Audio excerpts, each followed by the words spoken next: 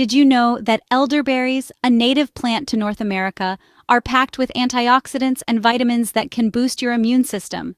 They can combat inflammation, lessen stress, and even help protect your heart. Elderberries are not just any berries, they're a medicinal superfood. With a rich history of use in traditional medicine, these dark purple berries have been recognized for their potent health benefits. High in nutritional content, elderberries are a fantastic source of vitamin C, dietary fiber, and antioxidants. Their potential medicinal uses are wide-ranging, from easing cold and flu symptoms to promoting cardiovascular health. And the best part? They're a popular ingredient for homemade remedies, adding a healthy touch to teas, syrups, and jellies. Imagine being able to grow this fantastic superfood right in your backyard, having a ready supply of these health-boosting berries at your fingertips. Intrigued? Stay tuned to learn how to grow, prune, and harvest this superfood right in your backyard. Growing elderberries is quite straightforward. They are hardy, resilient, and can thrive in various soil types, although they prefer well-drained, loamy soil. Let's break this down into manageable steps. First, you'll need to choose a suitable location for your elderberry plants. They love sunlight, so pick a spot that gets at least 6 hours of sun each day. But don't worry if your garden is a little shady. Elderberries are forgiving and can still grow in partial shade. Next, it's time to prepare the soil. Elderberries aren't too picky, but they do have a preference for soil that's rich in organic matter. If your soil is heavy clay or sandy, you might want to amend it with compost or well-rotted manure to improve its texture and fertility. And remember, elderberries like their soil slightly acidic, so a pH of around 6 to 7 is ideal. Once your soil is ready, it's time to plant. You can start elderberries from seeds, but it's much easier to use cuttings or young plants. Plant your elderberries about 6 to 10 feet apart to give them plenty of room to grow. They'll also need a good watering after planting to help them settle in. Here's a crucial point. Elderberries need cross-pollination to produce a good harvest. That means you'll need at least 2 different varieties of elderberries planted close to each other. The bees and the wind will take care of the rest, transferring pollen from one plant to another. After planting, give your elderberries a good start by watering them regularly, especially during dry spells. You might not see much action in the first year, but don't worry. Your plants are busy establishing strong root systems beneath the surface. Remember, patience is key. It might take a couple of years before your elderberry plant starts to bear fruit, but the wait is absolutely worth it. If you are finding this video informative and helpful, don't forget to show your support by giving it a thumbs up, subscribing to our channel, and hitting the notification bell.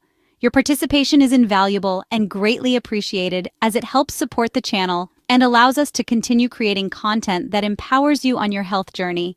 Don't forget to check out the links in the description for products that promote a healthy life. Let's continue with the video.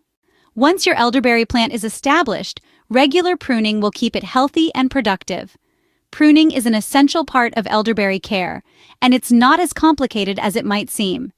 It's best to prune your elderberry bush in early spring, before the new growth starts. This will allow the plant to focus its energy on producing new growth and berries. Start by removing any dead or damaged branches. These can drain the plant's resources and hinder its growth. Next, trim back branches that are more than 3 years old. Elderberries produce the most fruit on branches that are between 2 and 3 years old, so this will encourage the best yield. Once you've pruned your elderberry bush, it's time to start thinking about the harvest. Elderberries usually ripen in late summer to early fall. You'll know they're ready when the clusters of berries turn from green to a deep, dark purple. Be careful not to pick them too early, as unripe elderberries can be toxic. When you're ready to harvest, cut the entire cluster of berries from the plant. It's easier to remove the berries from the stems when you're ready to use them, rather than trying to pick them individually in the garden. Remember, elderberries are a bit like Goldilocks.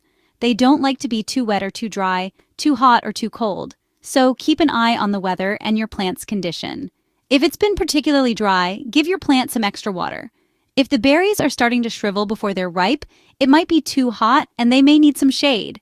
With careful pruning and timely harvesting, your elderberry plant can provide you with a bounty of berries for many years to come. Now that you have your elderberries, it's time to turn them into some delicious and nutritious homemade remedies. Elderberries are versatile and can be used in a variety of ways. For example, elderberry syrup is a classic preparation, loved for its rich flavor and potential health benefits. It's a great addition to your morning tea or pancakes. Then there's elderberry jelly, a delightful spread that goes wonderfully on a slice of fresh rustic bread. Remember though, elderberries can't be eaten raw due to potential toxicity. They need to be cooked or processed first. So, when making your elderberry syrup or jelly, ensure they are properly cooked to unlock their full potential while avoiding any health risks. Growing elderberries not only adds a beautiful plant to your garden, but also provides you with a superfood that you can use in many ways. So, why not give it a try? And don't forget to like, share, and subscribe for more gardening tips and tricks. Check out the links in the description for more information on elderberries.